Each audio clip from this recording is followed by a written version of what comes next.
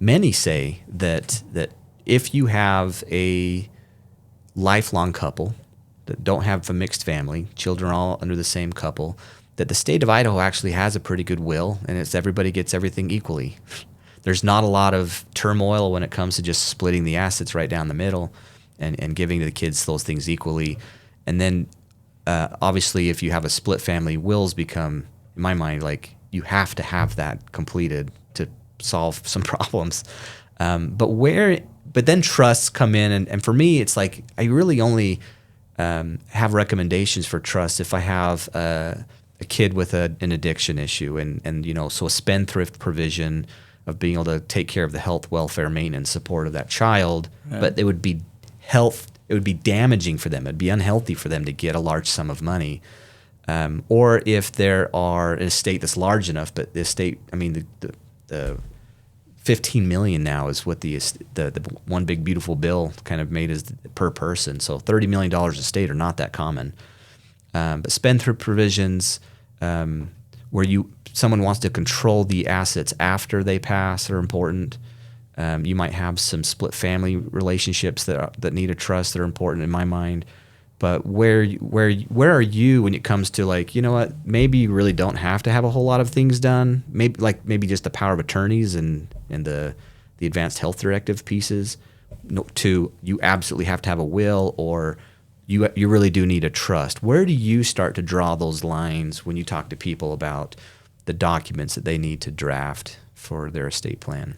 Yeah, so in all of our estate plans, like you mentioned at the end there, that we always include a financial power of attorney and medical power of attorney. Yep. To make sure it's clear who's going to help them if they become incapacitated to make their medical and financial decisions. And then from there, whether they want to do a will or a trust, a trust will force you to identify all your assets and force you to identify who all the beneficiaries are. It's been my experience anyways. If you go that route, it just kind of pushes that issue to make sure all those are in order. And I have a lot of clients that in getting those things in order, they want to avoid probate. They don't want to have to go to the court. They don't want the successor or whoever their personal representative is to have to come back to an attorney to file a petition with the court to get appointed personal representative. And that's one common misconception I've found, is people think that because they're appointed in a will, that automatically makes them the personal representative and gives them the authority to go into the bank and sell property, and it just doesn't. In a will, you have to go to the court to do it. And you can decline it. Correct. Yeah. Yeah, you can't force someone to be your personal representative or your trustee. And so if they don't want their personal representative or trustee to have to go to the court, that's when they go ahead and do a trust. The other route that I'm always going towards the trust is if you own property outside of the state of Idaho. Okay. So if you own property here and let's say Arizona, for instance, then if you do a will, you're going to have to probate in Idaho to transfer that property, and then you're going to have to do what we call an ancillary probate in Arizona. And so you end up having to probate in both states. Pay twice.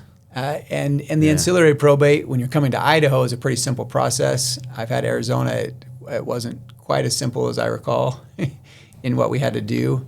But yeah, you're having to engage two attorneys in two different states to deal with it. And so it's much easier if you have a trust and you just transfer both properties into the trust. So properties in adjacent states or other states, that's one of your lines. Definitely. Yeah. I'm always encouraging to do a trust when you have property.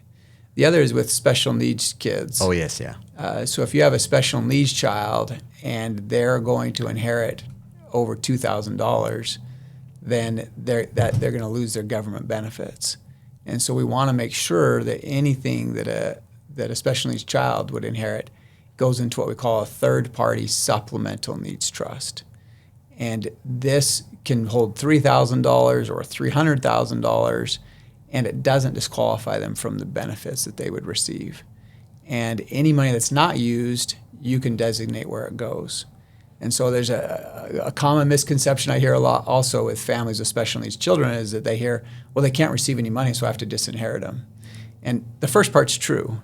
they can't receive any money or it'll affect their benefits. But the second part is you don't have to disinherit them. Yeah. You can create this third-party supplemental needs trust to make sure that their assets are held for their benefit. They can't manage it. Someone else manages it for them. Yeah. And so we're always doing a trust to help